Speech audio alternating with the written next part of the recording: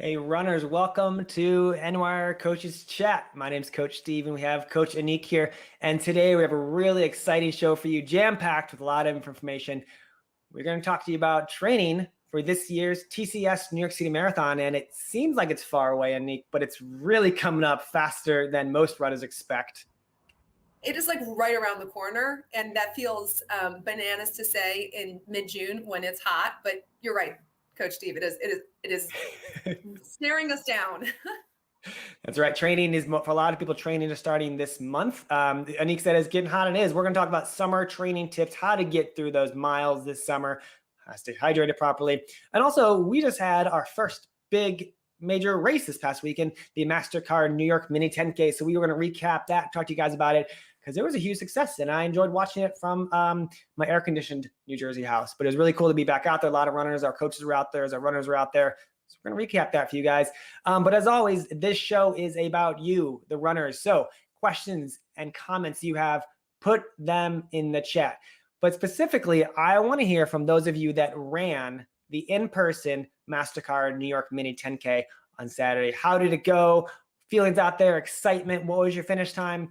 But if you have not ran it because you're in the virtual Mini 10K, which ends on the 20th, when do you plan to run it? Do you have your course planned out? Kind of tell us your race strategy going into that virtual race. We're going to read all of your comments later on in the show. But Annick, let's first kind of talk about, like we said before, marathon. It is coming up faster than we expected it to, about 20 weeks out here and there. So we have the coaching lab by Run Coach. We just released it. Kind of talk a little bit about it for those runners who may not know what it is. Yeah, this is a tremendous opportunity for runners. It is an app that you have access to, Coaching Lab by Run Coach, and it makes a personalized training plan for you. So instead of just having a template, just a plan that's static, it doesn't move, it's not dynamic to what your training looks like. This plan actually is tailored exactly to you. So if you are looking for support in your training, the ins and the outs, tailored to where your fitness is now, where you want your fitness to be in the future, this Coaching Lab by Run Coach app is awesome. You can enter anytime. So if you want to start training right now, you can have access to the app. If you want to start training, for 12 weeks out, which is a common time to start, you can start at 12 weeks out. So there's a lot of flexibility created so you are in the driver's seat with your own training, and you have the support of personal coaching the whole time. You have a coach that's assigned to you who can answer your questions, give you guidance and advice. There are weekly chats. We have a training talk with our New York Roadrunner coaches every Monday if you are in this Coaching Lab community. And then there's audio guided runs on the weekends. And so for your long run, you don't have to go it alone. You can listen to your coaches as you are running as well. And so I'm just really excited about this, Steve. Like it's a whole new program for New York Roadrunners, and there's just so much dynamic elements to it that I'm just super jazzed as a coach. I always love when we can offer individual training plans, and this is one of those times. It is. And I think one thing I really like about it is for a New Yorker or people who are doing like a lot of races this year, because races are just coming back, as we said, you have the ability to kind of enter those, I call them in-plan races, but your goal race is New York City Marathon. But let's just say you're doing a race, in September, you can enter that race in the program. It's going to adjust for you. If you do really well, your plan's going to get faster. It's going to adjust that week for you. So you can look at that race as kind of an in-plan race. How's it going to affect your training? So you can do both. You can train and do these in-plan races for you. So it's cool to have that dynamic structure to you and very personal. Having every single runner is getting a personal one-to-one coach. So, if you don't, if you're having allergies one day, you maybe can't go for the run, or it's bad weather, you want to adjust your training program, or if you have a question about nutrition, you can just message that coach and they get back to you really quickly because they know the urgency of your training plan. So they're going to respond to your questions really fast and make sure that you get all of the training information you need going into those hard workouts or long runs, or even off days. Maybe what do you do for an off day? Is it good to walk on an off day or not? Those are the questions you can ask those coaches leading up to your workouts. Yeah, and marathon training, marathons are hard things, right? We love this distance because it is challenging. But for those who haven't trained using a training plan before, as a coach, I can't recommend it enough. It makes marathon training more fun. It makes it more organized. It makes it easier for you to accomplish the distance. And having a built training plan really makes it a lot more possible, right? I'm just like gushing. I'm just like, please try a training plan if you haven't before, because it really does help you get stronger in a really smart way. And you're more suited to take on the 26.2 mile distance. So this is a good shot if you're interested in it. But we have other stuff, Steve. What else do we have down the pipeline? That's right, guys. Those who are in the tri-state area. What's that? I was going to say starts with group, ends with training. Those of you that are in the tri-state New York City area and looking for in-person training for the New York City Marathon or any race, any distance, or even if you're a new runner, check out group training, guys. This summer is going to be really cool. Our program is going to open for registration in about 2 weeks. June 28th, we are opening it for signups for next session. It's an 8-week program. It's going to start July 20th. If you're kind of unfamiliar with what group training is, it's a great community of runners where you work with 2 to 3 coaches throughout the week, maybe on a Tuesday and a Thursday. You work on, I call it workouts that I wouldn't do by myself. So no one likes to do hill workouts by themselves, but the coach is going to motivate you to do some hill repeats throughout the week. We're going to do intervals. We're going to do tempo runs, which is longer distance runs, maybe at a faster effort than you normally would do. So they're going to build your stamina up. We're also bringing back our weekend long run this time. So this is great for those doing the TCS New York City Marathon, because we're going to start mileage at probably 8 to 10 miles and gradually build up to those long runs. I know when I'm doing training for a marathon, I don't like doing training by myself, especially those long runs. So you get a group to run with that's at your pace and a coach to help you do maybe the efforts of those runs. We're going to get creative with our courses. You're going to do a lot of your runs on the marathon course, so you know what First Avenue feels like, because there is a little slight hill on First Avenue. You know what that hill at Columbus Circle West feels like at mile 23, I think it is. It always surprises runners. So you know what it's going to feel like going through the Bronx. That's invaluable information that runners can't experience if they're not here. It's community, it's motivation, it's great coaches. So like I said, opening June 28th. Spots are limited for this program, guys. So it does sell out. So sign up fast, June 28th. And like I said, starts July 20th, 8 weeks long. After that, another 8 weeks to get you to the day of the marathon, Annick. Yeah, I love the community component of group training, and you see it when you get to hang out with the runners. Super inclusive environment, all abilities welcome. If you are new to running or you're looking to have a group join you, definitely encourage group training. It really is one of those like welcoming environments, right? Like I think as runners, we sometimes get worried that there's people who are faster than us. There's people with more experience than us. Group training is the place where they are happy to see you when you show up. I don't say that about every single place, right? This is a truly supportive training environment, and they get so excited when you're a first-time marathoner, and they get so excited when you achieve your goals. So if you're looking for some in-person training, highly recommend group training. What I really learned from what I liked from group training when I was in the city, coaching is also just community, because you do sometimes get coffee afterwards if you're a morning workout. If it's an evening workout, sometimes you can get drinks or something afterwards. So you build some friendships with it too. You're not just getting the training, but you build some friendships these are runners that oh, it's not a group training day, but I can run with you because you're my pace. So I love that about it. You're building the foundation of runners in your life to keep you accountable, even when group training is off for the week, or you need someone to run on a Monday or Sunday when a group training is on a session. So I love that about it. Annick, though, we are coming up to some hot days. We had a few 90-degree days already. But it is going to get hotter. So as we train for the marathon, as we train for group training, I really want to also touch upon staying hydrated out there, because it's really important to drink out there. So kind of talk about what we should focus on with hydration and these hot 90-degree, 80-degree days. Yeah, so the key to hydration is not to drink when you're in the 90-degree day only, or when you're in the last, 5 miles of your long run. It's to really build a routine of hydrating constantly, right? It's cumulative, so you can't, there's no cramming for the hydration test. You have to constantly be hydrating.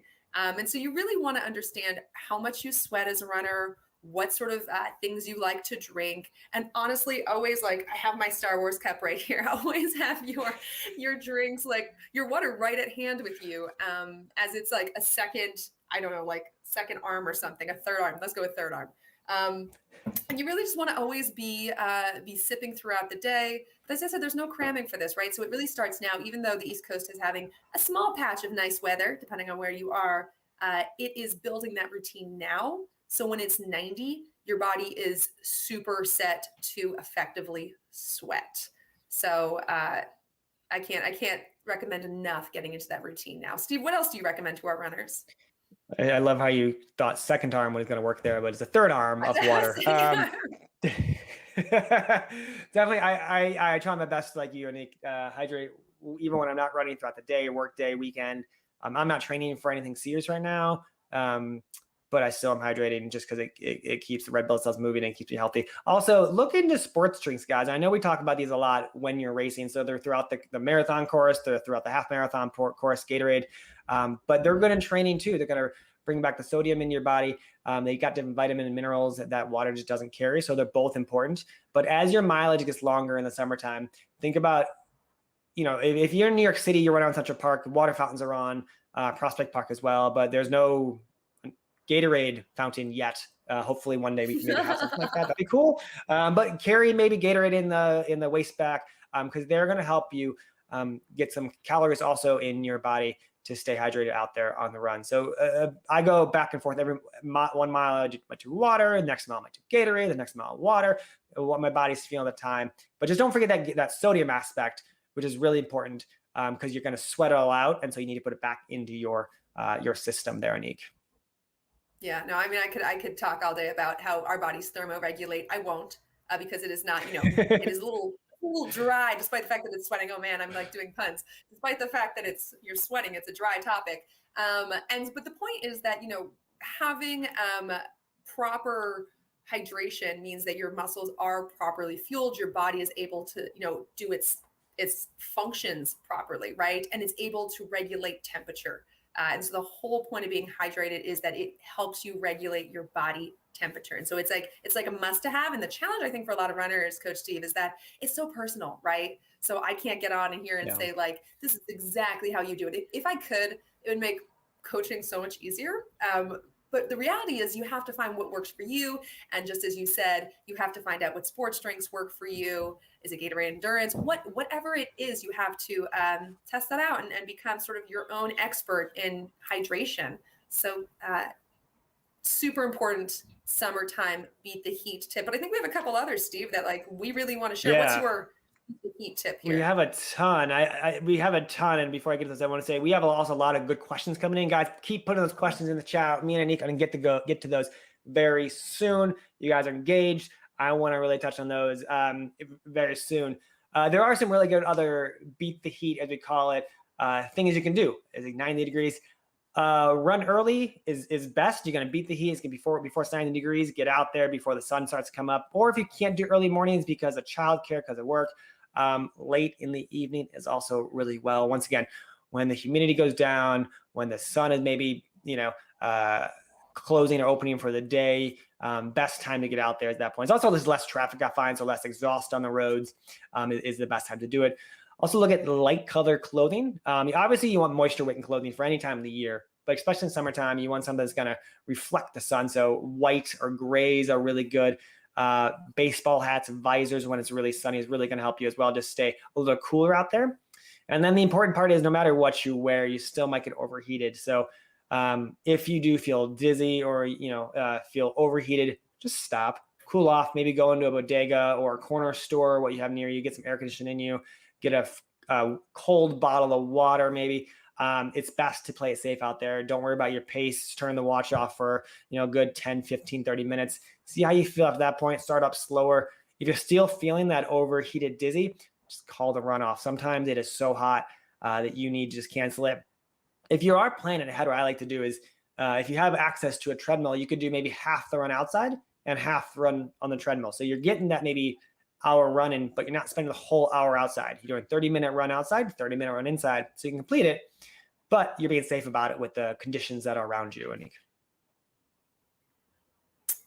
All right, Steve, we've got some questions that I want to get to. So as Coach Steve said, this is for you. This is for all the runners. So thanks for dropping questions. Don't forget to share your mini 10K experience. We want to know how it went. This was one of our big in-person races. And I think as a staff, we were all just so jazzed, like unbelievably excited to be back out and operational in the way that we sort of remember we once were. And just to see so many smiling faces, folks were just so happy to be out there. And so if you have any experiences you want to share them with us. But let's hop right into questions. Steve, I'm going to pass this one your way. This is from Eric. And Eric asks, how do I add leg workouts to my marathon cross training while allowing my legs to rest before longer runs? It's a really good question, Eric. Remember, when you're running, you're doing leg workout already. So don't think of going to the gym as doing leg presses with all these weights. You're doing leg workouts throughout the entire week. So the second part, allowing your legs to rest before long runs, day off, easy run, cross training. The cross training, I mean like cycling, elliptical, something that you're not impacting the joints to the hard surface of the ground, but you're just getting the heart rate up. You don't need, like I said, you don't need bench presses to strengthen the legs. You do want to focus on maybe strengthening. So strengthening the hips, strengthening the quads, things like calf raises or dips, squats, stuff like that will definitely help you. But don't think of like leg workouts because you're kind of doing that throughout your runs already. Your legs will adapt as you run more. They're going to get stronger throughout your training process. Annick, let's take the next one. I'll toss it over to you. Name is Tapishon. Says, so many runners get injured. What do coaches say to prevent running injuries? This is a great question. This is like the question, I think. And so running injuries feel so common among runners because there's one primary motion we do, which is putting one leg in front of the other. And as distance runners, we do that for a very long time. And so it often leads to overuse injuries. So for example, if you were a dancer, you have lower rates of injury at times because you're moving your body in many different dynamic ways and the same muscle groups aren't being used over and over again, and the same muscle imbalances aren't occurring over and over again. So while every other person who does sports also gets injured from time to time, it feels very common with runners. And so what you want to develop as a runner is a toolbox of other things besides running. And we love to run, but you really have to have a robust, like contractor grade toolbox. And inside that toolbox, it has to be other cross training. So you need to have swimming, cycling, I don't care if it's Zumba or jazzercise, you need to have some other cardio up your sleeve. So when you do start to have small twinges or pain and discomfort, you have another cross-training exercise to really tap into. So you're not just going out and making an injury worse. You also need to have some home remedy, right? So you need to have a warm-up routine, a stretch routine, foam rolling. If you really love foam rolling on the big foam rollers, that's for you. Some people like small like trigger point balls and they roll out muscle groups with that. That has to be in your toolbox as well. And then finally, you need to have really great medical support. So you want to have a primary care physician who's really able to say, okay, here's when you need to go get physical therapy. And you need to be really focused on that too, right? And preemptive. There's something called Prehab, which is pre-rehab, which means you're going when things aren't terrible. To a physical therapist, you're going to make sure things don't get terrible. So being a healthy runner just means being a really active runner in terms of taking care of yourself and developing that toolbox and all the things inside of it that can help you be better. That was a long way, Coach Steve, to answer injury. Cars going by, if things, we have breezes over here, so things are falling. We're going to be good. But that was a long way to answer all about injury. How'd I do? I think it was great, which kind of does also answer Mercedes' question. You kind of touched on it. How do you avoid shin splints while training? If you start to get them, what do you recommend to heal them? Shin splints is very common. It's one of the injuries I think a lot of new runners get them or coming back from a long time off. So I think most runners get them. Good and bad about that. We've all felt them. So we've all treated them at some point. It's a lot of times you get them just from an overuse. So you're doing too much, too fast, too soon. And the best way to treat them is a few things, but I like to kind of check with your doctor first to make sure it is shin splints and nothing worse than that. They'll give you the proper way to make sure it's diagnosed properly. If they do say, once again, things to look at, make sure your shoes are properly not overused. So shoes about 400 to 500 miles per shoe. If they're past that, it means there's not enough cushioning in them. So look at your shoes. Annick mentioned foam rolling, the last one. So foam rolling that shin can also help. Just lower your mileage. If you can run, if you don't feel pain until a certain mileage, bring the mileage down to maybe 10 miles a week instead of 20. Cross training, keep that heart rate up would be really good. So once again, cross training, maybe cycling, swimming, something that you're not feeling any discomfort in the shins, but you're getting that heart rate up. And then avoid uphill downhills as well. A lot of times that'll put more stress on the shins. And finally, if you can run a little bit without pain or coming back once your doctor maybe gives the green light, stick to soft surfaces. So trails, treadmill, track are all softer than asphalt or concrete that you run on day to day. That'll give a little more cushioning with the new shoes. So you won't feel as big as impact on those shins. Annick, I'll toss this one from you. It's actually from a YouTube channel. So thank you, Steve, for watching from YouTube. What kind of base mileage would you need to have before joining the NYR group training? I'm getting back in shape and would love to work on getting faster. Yeah, so the answer is very low base mileage. If you're covering about 10 miles a week, I would say come on down. We have multiple groups at group training, right? So it's not like everyone is one group and that's the only pace they go. We have so many pace groups inside group training. So you can show up, you can talk to your coaches, and they can find the best group to match you with. And there's also a group called Fundamentals for people who are getting into running for the first time or getting back to running, right? And so no matter where you are on your training journey, there is a place for you here. Just come and talk to your coaches and they'll help you figure out which one's best for you. So if you're running, I would say 2-3 times a week, come on out to group training and get a good workout in. And that can be one of the ways that you do get back into shape. I love that question. I think that's such a smart question. I think it's great too. All right. Yeah. Steve, I have one for you from Valerie. All right. And it says, hey, Valerie, when the long runs start, will they be every week? Thanks. Valerie, that is a great question. Thanks for joining from YouTube as well. Yes, every week, Valerie, every Saturday, I believe at 8 a.m. We put it Saturdays because sometimes it rains or thunderstorms. So we do want to give the option to possibly have our group move to Sunday. So it's every Saturday, every 8th Saturday, and then we'll start in July, like I said, and then we'll continue for the 8-week session and start up again in September for the following 8 weeks. So it's basically 16 weeks if you sign up for both of them, 16 weeks of long run that'll start. I don't have the mileage yet in my head, but I'm thinking 8 to 10, give or take, and it'll bring you up to that last very long run before the marathon. We'll have down weeks, up weeks, so you can get to that marathon safely. So not every week is going to be high mileage. They might go from 16 to 18 to 10 miles, something like that, so you can approach the marathon safely and avoid injury. Annick, let's go to Tiffany. She has a question from Facebook. She says, is primarily doing treadmill training for the marathon feasible with only one outdoor long run per week? It's tough for me to get outside during the week with our schedules. Tiffany, 100%. It really is about getting the miles on your getting the training in. And as long as you are heading out for some ground running, you are set.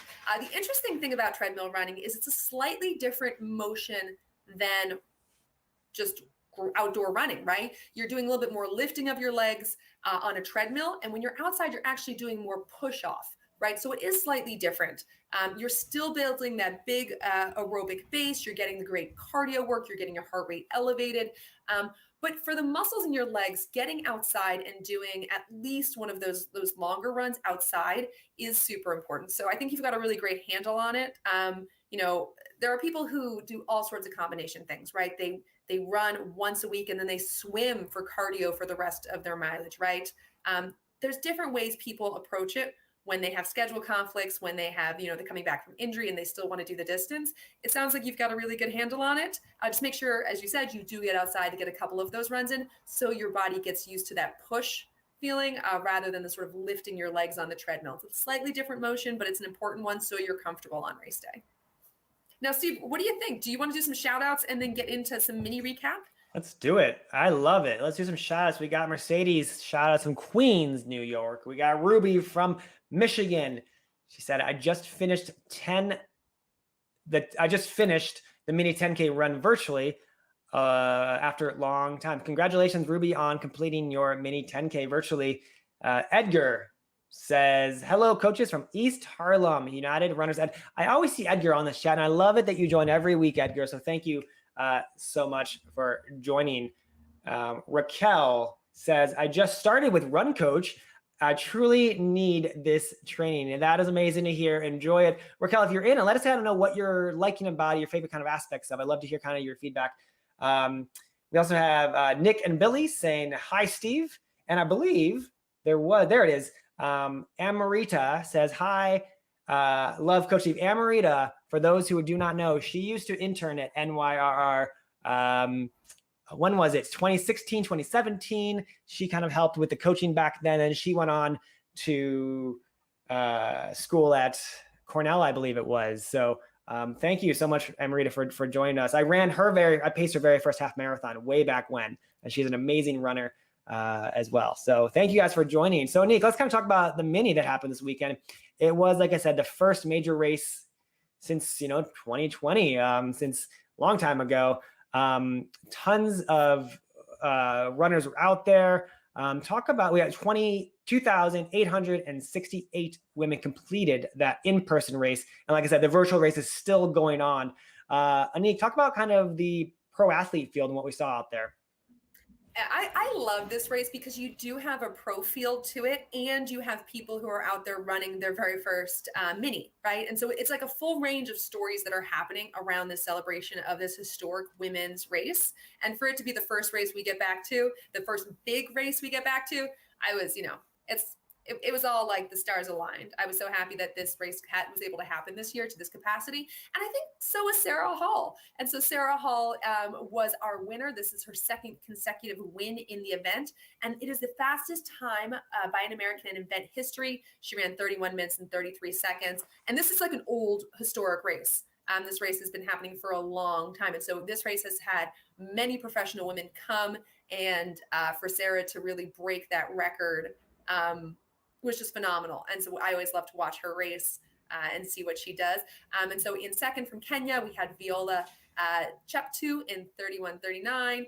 And also from Kenya, we had Monica Nenji in 31:39 as well. And then in our pro wheeler division, we had Susanna Scaroni. Susanna is this amazing multi-time Paralympian. She's heading to Tokyo, but with a quick stopover in New York to get her third consecutive win in 22 minutes and 44 seconds, which is flying. And just behind her, Tatiana Mcfadden from the USA, 25 minutes and 22 seconds. And rounding out the top three in the wheelchair racing was Yen Wang from USA in 26 minutes and 11 seconds.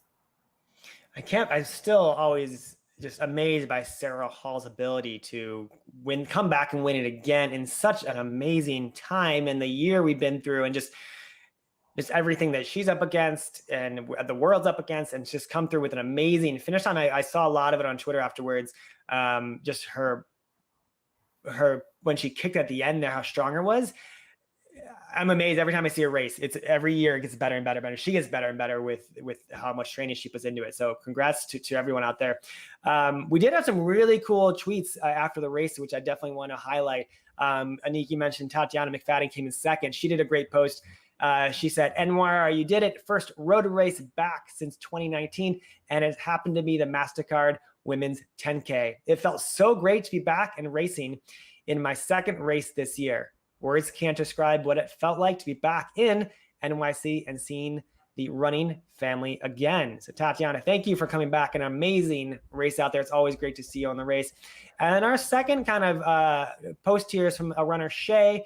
She says, words can't describe how great it felt to be back in person. NYR did a fantastic job with the health spacing measures, and with the spectators, racers, you could just feel the big energy, the big race energy we've been missing for almost half a year. Hashtag mini 10K, hashtag she's doing the Runner's World run streak. So amazing to see just those runners out there and how happy they felt, how rewarding the race was for them. I think not just from racing, but just the mental aspect too.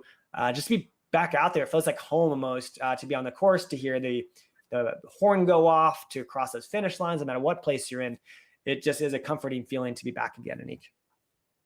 Yeah, no, I think that excitement was exponential with this race. And so whether you're able to join us in person or whether you're doing the virtual race, we're happy to be active in a way that we just couldn't be last year. And to see so many stories, we're going to continue to do that, feature the stories of our runners, and definitely answer questions, because I know we still have some questions, Coach Steve. Can we get to those? Is that allowed? We do. Yeah? Let's do it. Tiffany has a question, Annick. I think you maybe mentioned this earlier with hydration. She says, how important are those pre-workout drinks? I'm assuming drinks is hydration in the workout kind, not in the after workout kind, as I call it. Yeah, let's just clarify. These are not like, cocktails at 2 o'clock before your long run. Yeah. And so fueling before you exercise is extremely important. The pre-fuel drinks, right? Those ones that have sort of that boost before them. They have a mix of carbohydrates and glycogen, and they have sugars that can really help fuel your host system. They're helpful. You can do a little preloading before you go out. You can have your energy stores as high as possible, but you will max out at some point. And so you do want to be careful, right? You don't want to overload on sports drinks before you start exercising. For some people, they can't absorb them anymore and their stomachs feel a little sloshy. I'll go with that. That's how you say that. And so, you can sort of top off the tank a little bit. But really, really, when you need to be taking sports drinks, when you need to be fueling, is when your energy actually goes down. Your body starts to use the sugars to fuel all the running that you're doing. And you really have to start replacing, right? So if you're thinking of your body as a gas tank, you can top off a little bit. But for the most part, you're just going to have to keep refueling throughout your long run. And you definitely want to keep doing that. So you can do preloading, but we really recommend mostly during and absolutely after to give yourself the best chance for recovery. Yeah. I have a fun question for you, Steve. Go for it. Darcy asks, what is your number one piece of advice for a first-time marathoner and why? Darcy says, why thanks. is important, right? Yes. I think both me and you should take this one, because I'm sure the advice is different. But I'll definitely take a stab at it first. Best advice for follow some training plan. Now we talked about the run coach, the coaching led by run coach here, and why it's so great. But following a training plan that is dynamic and personalized, where you have a coach, just gives you so much confidence going into race day. That I know first time marathoners, we don't, I was there in 2010, didn't really care about my finish time. It was more the excitement to do it because you only have one first time. So I always emphasize first time marathoners, just focus on the enjoyment of it. But you want to go into confident in your strategy and also your pacing.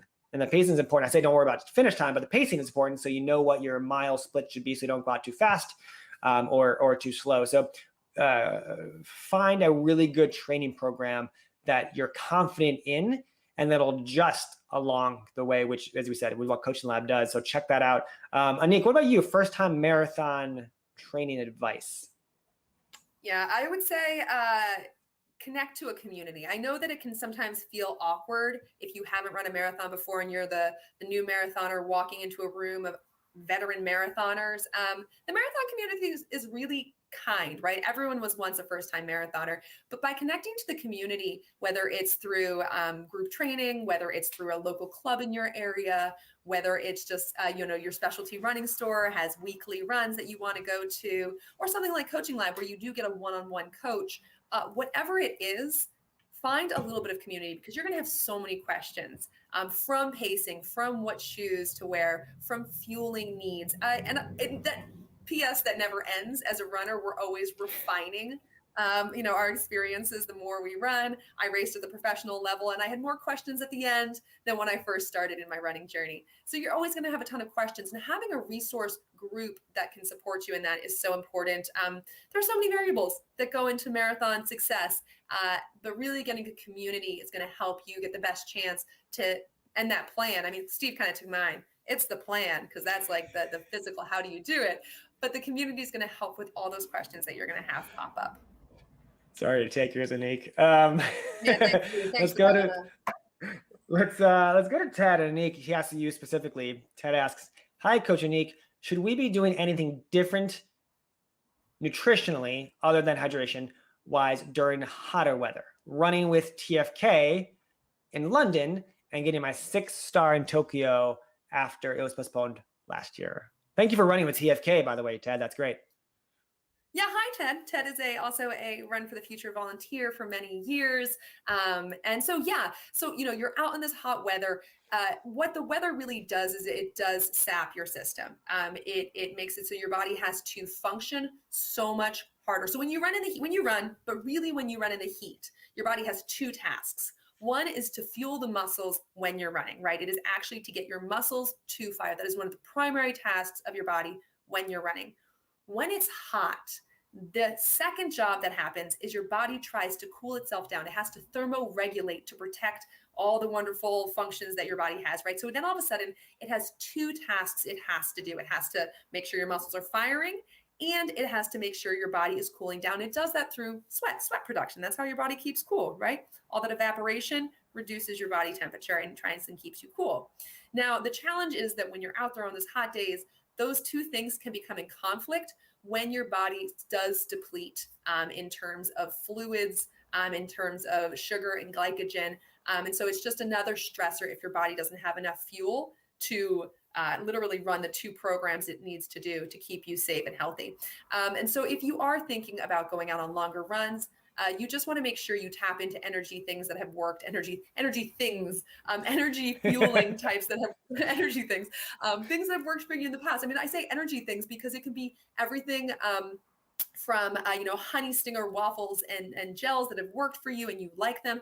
We talked to Achilles Mongolia back in last November, and they talked about having like a salty broth that they love to use. And I am like forever upset that I don't know exactly what that tastes like. And I want to run that marathon that they put on with their amazing runners. And so there's a whole system of fueling. And it's really just finding out which fueling type works best for you. But absolutely, it is finding your personal fueling type and matching it and making sure you're taking it with you when you're out on your run. So there's no like, this is your hot weather special soup or whatever it is. But it's more just making sure you have what's worked for you in the past with you on those runs, on top of whatever hydration you need to be properly fueled. And test it, trial and error, hopefully more trial and success than trial and error, but that is the best way to figure out how to stay fueled during this hot weather. All right, Steve, true. I think we've got a couple more. Here we go. Okay, ready? Yep, ready, go for it. Mireille says, what do you recommend for a better mindset and eliminating self-doubt? If I could like put this question on a t-shirt just to tell you how much I loved it, I would. I'm going to say it one more time. Steve, how do you recommend for a better mindset and eliminating self-doubt? I think it's something, to Annick's point, everyone experiences this, runners are not sometimes. So it's a great question. For me, a lot of times, if we speak to the readiness mindset, because I do sometimes have self-doubt when it comes to racing, but really looking back at my past training. So thinking about maybe, I don't know where your question initially is coming from, but I'm going to hypothetically say it's coming from maybe the marathon. It's a long distance. Looking back at your training, how successful certain training runs were, runs that you didn't think you could do because it's the longest run you've ever done before. Maybe you never done 10 miles before, double digits. So you did that in your training at some point because now you're at the footsteps of Staten Island, New York City Marathon. So looking back, you accomplished so much in your past training. Why can't you accomplish this next step?